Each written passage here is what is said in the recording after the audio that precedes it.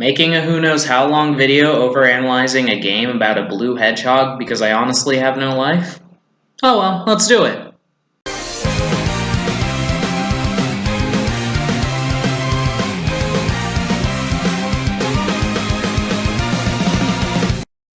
Hey guys, it's Leokogem and welcome to another video.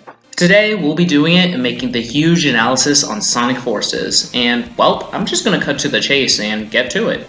So let's get down to it and just analyze Sonic Forces. What can I find in this game?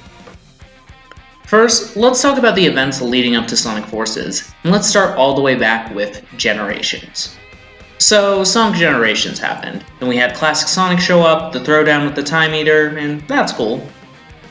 After that, for Modern Sonic, he moved on to Lost World, where we're introduced to the Lost Hex, the Zeddy, and the Cacophonic Conch. Then later, we have the events leading up to Forces. But first, let's go back to Classic Sonic at the end of Generations. So when Classic Sonic and Classic Tails go through the portal at the end of Generations, they have their own adventures, and then Mania ends up happening. At the end of the day, Sonic is transported to the modern dimension along with the Phantom Ruby. Before I move on, I'd like to state that while it isn't canon, we know that Classic Sonic is now from another dimension and not a younger Sonic. Because of that, I still personally stand by my headcanon that Classic Sonic was a younger Sonic, but isn't anymore due to the events of both Generations and Mania splitting the timeline. So with that said, he still is a younger Sonic, he just won't grow up into the modern Sonic we know due to the split. But that's just my headcanon. The new canon is just simply a retcon that young boy Classic Sonic is just a pint-sized Sonic from another dimension. But continuing on, we return back to the modern world where we put the events leading up to the war back together. Now, I'm not exactly for sure what exactly happens when with the comics, but I'm going to do my best to try and piece together when I think what happens when and why. So yeah, let's go. So first, the Phantom Ruby teleports itself into the modern dimension and finds itself in the hands of Dr. Eggman, before the Jackal Squad invades his base only to join forces with him in Rise of Infinite. Shortly afterwards, the comic stress test happens, and with it, Eggman has his first test of the Phantom Ruby, only for Silver to travel back in time and warn Knuckles, and they form the Resistance, which as far as we're concerned, consists of Sonic, Tails, Amy, and Team Chaotix. And maybe Team Dark too, because on the one hand, it seems like they're working with the Resistance, but on the other hand, it seems like they're doing their own thing. So I'm not sure if Rouge joined the Resistance before or after Episode Shadow. It doesn't really matter, honestly. Then a bit of time passes, and we have it where Eggman continues to develop the Phantom Ruby, only for Shadow to infiltrate his facility in the Mystic Jungle, kill Jackal Squad, and prompt the pre-Ruby Infinite, who doesn't have a name for some reason, to become, well, Infinite.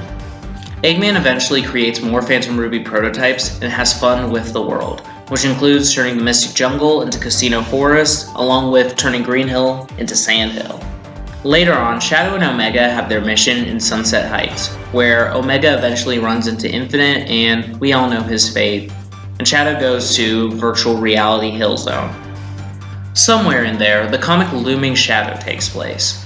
Later on, of course, Sonic is running through Green Hill, only to be called back to Sunset Heights by Tails. We all know what happens there. Tails then leaves the Resistance after going nuts because Sonic is gone, and I believe in the time that Sonic is gone, the first Sonic Forces comic happens. It's likely one of their few victories against Eggman in the time that he was absent.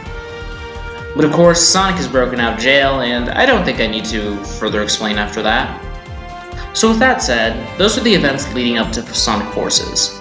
With the antebellum out of the way, let's talk about the world itself that Sonic Forces takes place in. First off, Sonic Forces takes place in Sonic's world. This is not the human world that Sonic and friends occasionally cross over with, but just their world. That's why nothing like edgy racist military men, sandwich-obsessed professors, or non-existent princesses, or anything else that isn't furry is in this game. With the world being controlled by Eggman, I've decided to take a close look at the world to see what I can make of it. With that said, we'll be going through each major section of the world to do that. First up, we've got Green Hill Zone. Green Hill Zone, as we know, is one of Sonic's favorite places to go for a run, and is the site of his very first adventure in Sonic 1. It is located just a little west of Sunset Heights. This once thriving and beautiful landscape, filled to the brim with lush greenery, surrounded by a great big ocean, has been drained, leaving nothing but sand and the once lush foliage devoid of life. But if that wasn't enough, then how about the massive pyramids that Eggman brought into this place?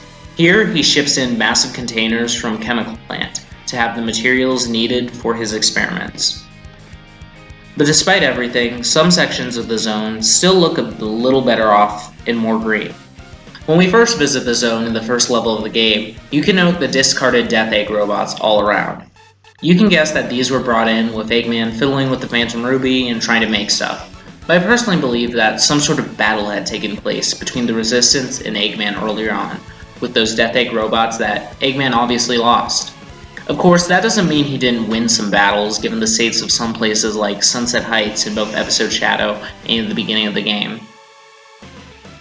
Deep within Green Hill Zone, in one of the many pyramids, is Eggman's weapons factory, where it's likely the spot that Eggman is at the beginning of the game, and where Infinite gave himself the Phantom Ruby, since he does appear to use the base personally in Looming Shadow. But this is a weapons facility, meaning that Eggman creates all kinds of mechanical monstrosities amongst the cogs and death traps, at least implying that some of his army is real. Egg Pongs are likely mass-produced here. But if that weren't bad enough, then you can see that Eggman has all kinds of weapons of mass destruction, produced here, as well as evident by the room shown at the end of Arsenal Pyramid. It's likely that these same weapons are used in the Mystic Jungle as well.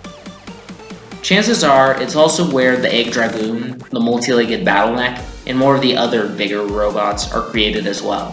Furthermore, I believe that due to the pyramid base, it's likely that's why Eggman and Infinite often meet up in Green Hill Zone. It's a location under Eggman's control, and with the base present, it's away from the public. It just all makes sense. Next up is Chemical Plant. First up, it should be noted that this is not THE Chemical Plant. This is one that Eggman built up north, and is styled after the original, with some of its own twists. So yeah, got that? Cool. Anywho, up in the frigid north of Sonic's world is a chemical plant that houses all kinds of things important to Eggman's domination. Not only is it directly connected to the Death Egg, in which it houses a spaceport, complete with a fleet of ships capable of traveling to it, but a control room that is even capable of disarming it as well. But that isn't all the chemical plant is for. It also transports the materials needed to create some of the great weapons of mass destruction, as evident by the crates shown in the spaceport level. I personally believe that the chemical plant is where things are shipped from. It should be noted that most of the exterior areas of the chemical plant seem to be on the shore and even out on the ocean of the island, but the interior of the chemical plant is more inward. Nothing really extraordinary to point out other than the fact that Eggman built a grind rail leading straight to the computer. It's almost like he wanted Sonic to come in and destroy the Death Egg on the computer. Now I shouldn't get too personal since this is an analysis video, but I just want to say that personally, I think it would have been cool if along with the chemical plant itself, they showed some of the land that isn't completely chemical plants on the island. Perhaps for the classic level, they could have had a bit of the frozen tundra, then some sort of door or heating vent or something he used to get into what is the actual start of the level. Because I'm sure there are tiny pockets of land on the place that are still what the island originally was before it was the chemical plant. Would have been a nice partial snow level.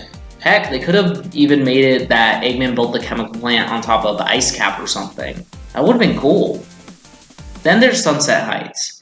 Now, I know the level is technically called City, but I think the city itself is meant to be called Sunset Heights, seeing as I could see the place being named after, well, that view. But with that said, what can we gather about the town? Well, for one, the city has been under the direct control of the Eggman Empire for some time, as evident by Episode Shadow. It's clear that Eggman had his sights on the city for quite some time and slowly tore it down. However, the Death Egg robots are not present in Episode Shadow, making it very clear that they were developed sometime between then and when the custom character returns there later. Personally, I think it was sometime after Sonic was imprisoned.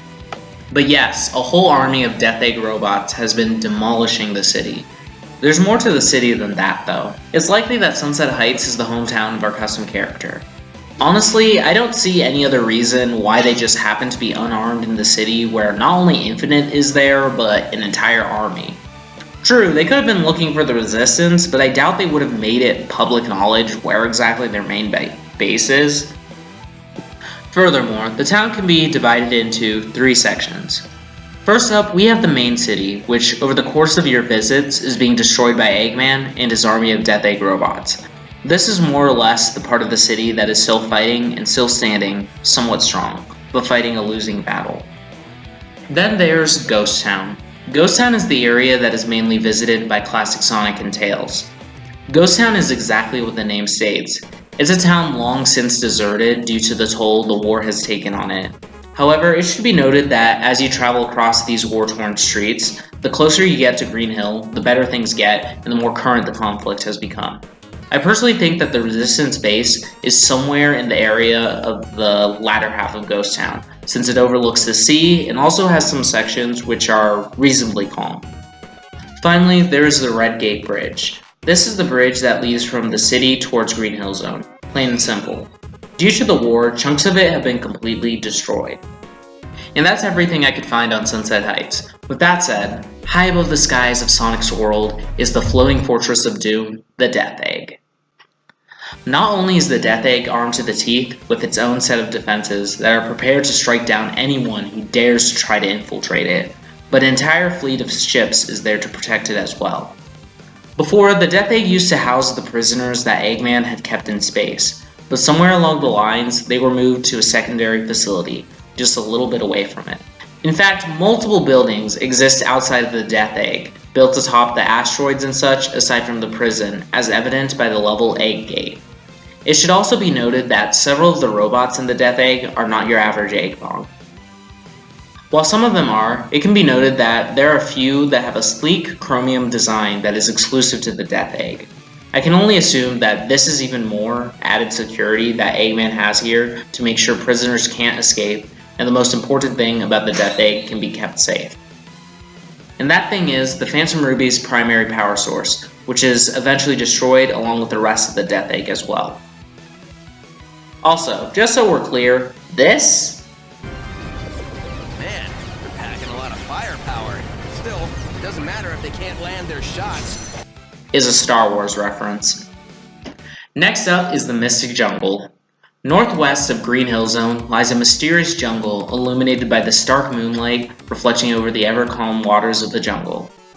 Not to mention the faint glow that comes from the temple parts of the jungle. But unfortunately, that's the only natural light that comes from the Mystic Jungle.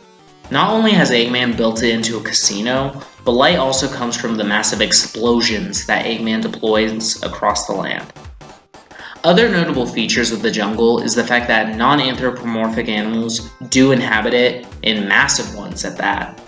The ships deploying the bombs are likely the same smaller ones in the Death Egg due to the same shape and size, although I couldn't find a good view of them aside from this one in Aqua Road, and even then it's Some areas have been completely set ablaze. Also, this level is actually taken through entirely different sections, unlike some of the others. Sonic goes through the outside of the casino and into the greater forest. Classic Sonic goes through the casino itself. The Avatar is out in the jungle and on the water. Furthermore, the lab at the end of the jungle is visited by all 3 playable characters. It should also be noted that even before the war in episode Shadow, the Mystic Jungle was still roughly the same, suggesting that Eggman had built the casino long ago, or perhaps used the Phantom Ruby to do it in a quick amount of time. But I'm thinking the former rather than the latter. Now there's Metropolis. Metropolis is a thriving, futuristic city that has decided to fully embrace technology with its towering structures, flying machines, and even synthetic trees all over the place. This city not only serves as the base of operations for the Eggman Empire, but is likely its capital as well. It also houses a secondary power source for the Phantom Ruby deep underground. Also, the location where the custom character fights Infinite is right outside of the end of null space, if you look out the window and see the big ring things. Not only that, but it is the site of a massive air battle between the Resistance and Eggman in the levels Metropolitan Highway and null space respectively.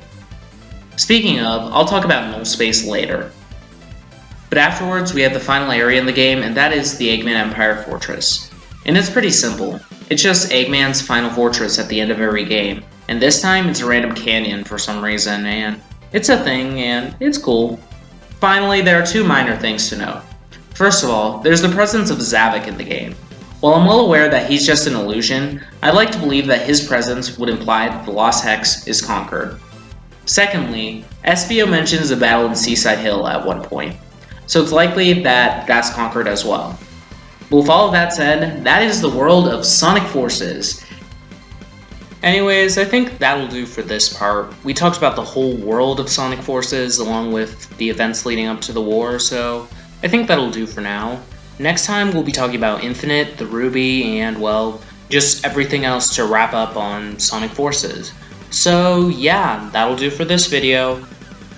Special thanks to Gothic Sorcerer, whose footage I used in this video, and yeah, if you liked it, then be sure to like and subscribe. Follow my social media at Tumblr, Twitter, and Discord, all linked below.